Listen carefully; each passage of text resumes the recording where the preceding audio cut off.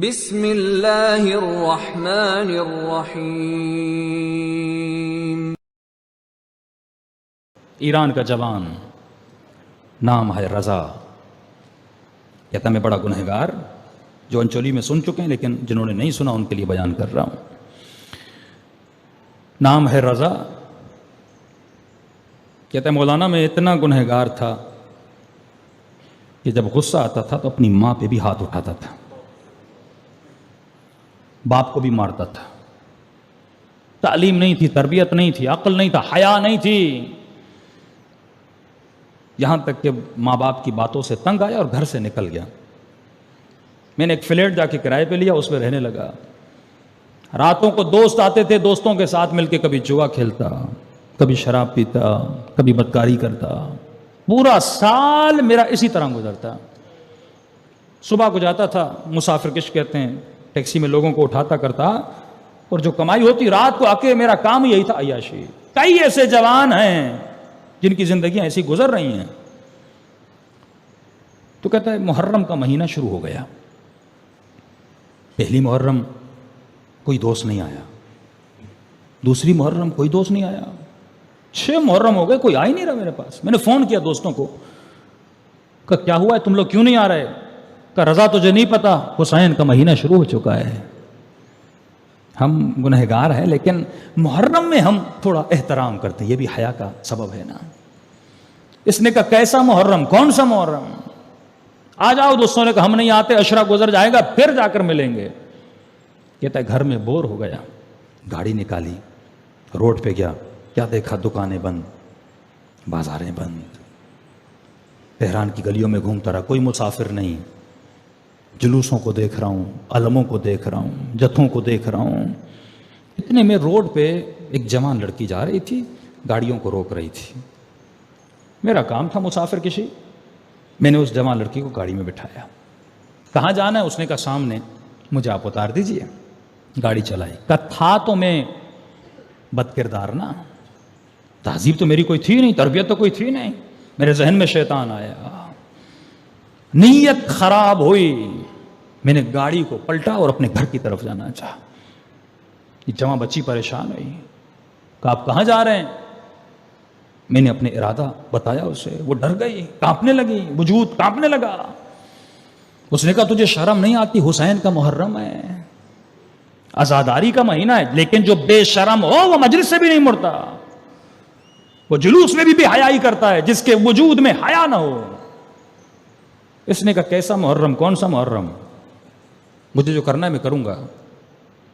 کہتا ہے وہ رونے لگی جوان بچی۔ اس نے کہا محرم کا حیا نہیں کرتے، میں سید ذاتی ہوں، میرا حیا کر۔ کہتا ہے پھر بھی میں باز نہیں آیا۔ اس نے کہا اگر میرے سید ہونے کا حیا نہیں کرتے، میری اماں زہرا کا حیا کر، میری دادی زہرا کا حیا کر۔ کہ جیسے بی بی کا نام سننا تھا، پتہ نہیں مجھے کیا ہوا، غیرت جاگ اٹھی میری۔ میں نے کہا کہاں جانا ہے؟ کہا میں اس حسینیہ میں امام بارگاہ مجلس سننے جا رہے تھے، مجھے وہاں اتار دے۔ کہتا میں نے گاڑی کو پلٹا، اس امام بارگاہ پہ پہنچا، اس خاتون کو اتارا۔ جیسے اتارا تو مجھے کہنے لگی کہ میں اپنی اماں زہرا سے تیرے لیے دعا کروں گی۔ تم نے میری ماں کے نام کا حیا کیا نا، تو چاہتا تو گناہ کرتا، میں بے بس تھی، لیکن تم نے میری دادی زہرا کا حیا کیا۔ میں مجلس میں جاؤں گی، تیرے لیے خصوصی دعا کروں گی۔ کہتے میری طبیعت بگڑ چکی تھی یہ منظر دیکھ کر، اور جب اس نے واسطہ دیا، میں نے اچانک دیکھا یہ تو میرا اپنا محلہ ہے، ماں باپ کے گھر جہاں پر ہے۔ گاڑی کو روکا اور میں گیا امی کے گھر، دروازہ کھولا، گھر میں دیکھا کوئی نہیں۔ کیا کرتا؟ میں نے ٹی وی کو آن کیا۔ کہتا جیسے ٹی وی آن کیا تو اتفاق سے ٹی وی پہ جنت البقیع دکھایا جا رہا تھا، اور مسائے پڑھنے والا جناب سیدہ کے مسائے پڑھ رہا تھا کہ مسلمانوں نے نبی کی بیٹی کا حیا نہیں کیا، اتنے گھنٹے دربار میں کھڑی رہی لیکن حق نہیں دیا، اسی نبی کی بیٹی کے پہلو پر آگ بھرا دروازہ گرایا۔ کہتے یہ سن کر میرا کلیجہ پھٹنے لگا، اتنے بے حیا تھے مسلمان۔ کہتے میری آنکھوں سے آنسو نہیں رک رہے تھے. اچانک ٹی وی کی تصویر بدلی اور کربلا دکھانے لگے. پھر اس نے کہا اسی نبی کے نواسے کو کربلا میں گردن کے پیچھے سے کاٹا گیا. نبی کے نواسے کی بیٹیوں کے چہرے پہ تماچے مارے گئے, چادروں کو اتارا گیا. کہتا انقلاب آ چکا تھا میرے بدن میں اتنا رویا, سمجھ نہیں آ رہا تھا میں کیا کروں. میں اللہ سے معافی مانگنے لگا. اتنے میں میری ماں نے گھر کا دروازہ کھولا, اندر آئی. جیسے میں نے اپنی ماں کو دیکھا, میں دوڑا ماں کے قدموں پہ گر گیا. میں نے کہا ماں آج تک آپ پہ جو ہاتھ اٹھایا ہے مجھے معاف کریے گا. مجھے پتا نہیں تھا جب ماں کو کوئی مارتا ہے تو بیٹے پہ کیا گزرتی ہے.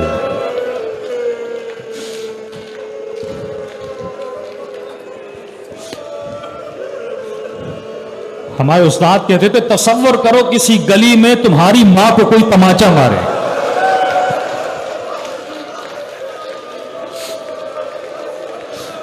تیرے اوپر کیا گزرے گی.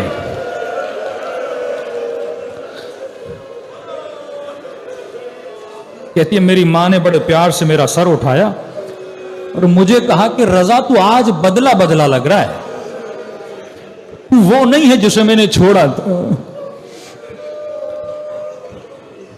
تو کہتے ہیں میں نے رو کر کہا اماں حسین نے مجھے بدل دیا ہے. میں نے کہا اماں کہاں سے آ رہی ہو؟ کہا مجلس سے آ رہی ہوں, گھر میں کچھ کام تھا. کہا مجھے مجلس سے امام حسین میں لے کر چلو. یہ مجلسیں وجود بدل دیتی ہیں, لمحوں میں کردار بنا دیتی ہیں. ایک مرتبہ مجلس میں گیا, سارے محلے والے جانتے تھے کئی سالوں سے میں نہیں آیا تھا, اس جوان کو کیا ہوا جو آج مجلس میں آیا ہے. کہتا بہت رویا. میں نے کہا اگر اجازت ہو میں امام کے رونے والوں کو چائے پلاؤں, خدمت کروں. انہوں نے کہا رضا کیوں نہیں, بسم اللہ آؤ خدمت کرو, یہ تو فرش ہی اسی لیے. کہتا میں نے خدمت کی. 1.5 مہینہ یہ حسین کی مجلسیں سنتا رہا, گریا کرتا رہا. جو امام بارگاہ کا ٹرسٹی تھا وہ قافلے کا کام کرتا تھا. کہتا ایک دن میرے پاس آئے اور کہنے لگا رضا فلاں مومن کو اپنے ساتھ لے جانا تھا لیکن بیمار ہو گیا ہے, اگر تو راضی ہو جائے تو فری میں ایک بندے کو میں کربلا لے جا سکتا ہوں. کہتے آنکھوں سے آنسو آ گئے. میں نے کہا اتنی جلدی حسین راضی بھی ہو گئے؟ واللہ جب ان کی نگاہ پڑتی ہے نا تو صدیوں کا سفر دنوں میں گزرتا ہے, صدیوں کا سفر. کتنے بھی گناہ کی ہوں لیکن تو آمادہ تو ہو جا, پھر دیکھ وہ تیرے اوپر کیسی نگاہ ڈالتے ہیں. میں نے کہا اور کیا چاہیے؟ کہتا جیب سے ایک پرچہ خرچ نہیں کیا پیسہ, کربلا پہنچا, آقا حسین کی زیارت کی, حضرت عباس کے روزے کی زیارت کی. رو کر کہنے لگا مولا حسین مجھ بے حیا کو آپ نے بلایا. مولا میرا کردار تو ایسا نہیں تھا, آپ مجھے بلا رہے ہیں. اتنا کرم 2 مہینوں میں اپنے حرم میں بلا لیا جس کا میں نے سوچا بھی نہیں تھا. کہتا زیارت کر کے واپس گیا.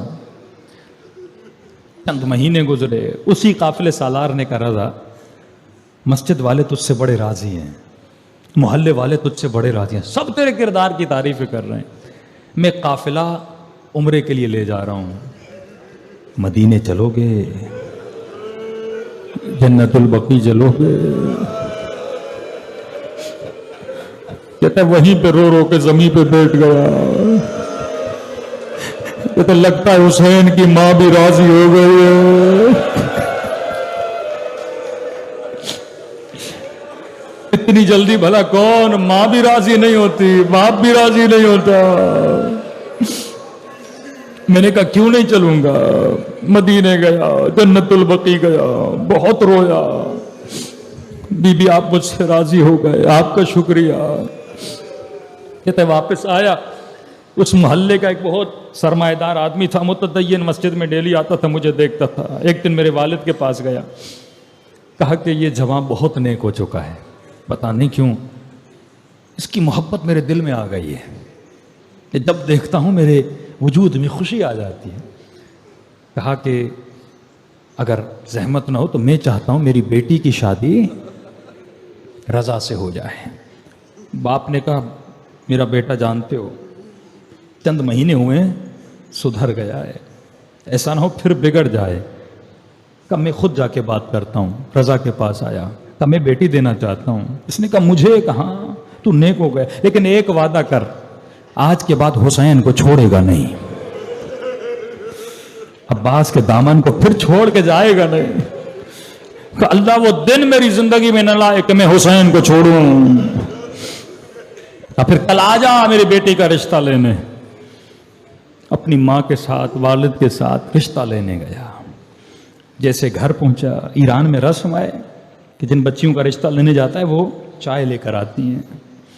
ये लड़की जैसे चाय लेकर आई, इसकी निगाह जैसे रजा पे पड़ी, वहीं चीख मार के बेहोश होकर गिर गए।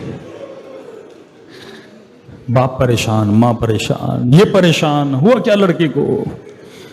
कमरे में ले गए, कई टाइम के बाद होश में आई, और जैसे होश में आई रोए जा रही थी, रोए जा रही थी। माँ ने कहा बेटी हुआ क्या है। कहा कल रात मैंने सैयदा फातिमा को ख्वाब में देखा, मैंने अपनी बीवी को ख्वाब में देखा था। बीवी ने इसी जवान का फोटो दिखाया था और मुझे कहा था इसने मेरी बेटी का हया किया था, इसने मेरा एहतराम किया था, इसे ना न कहना।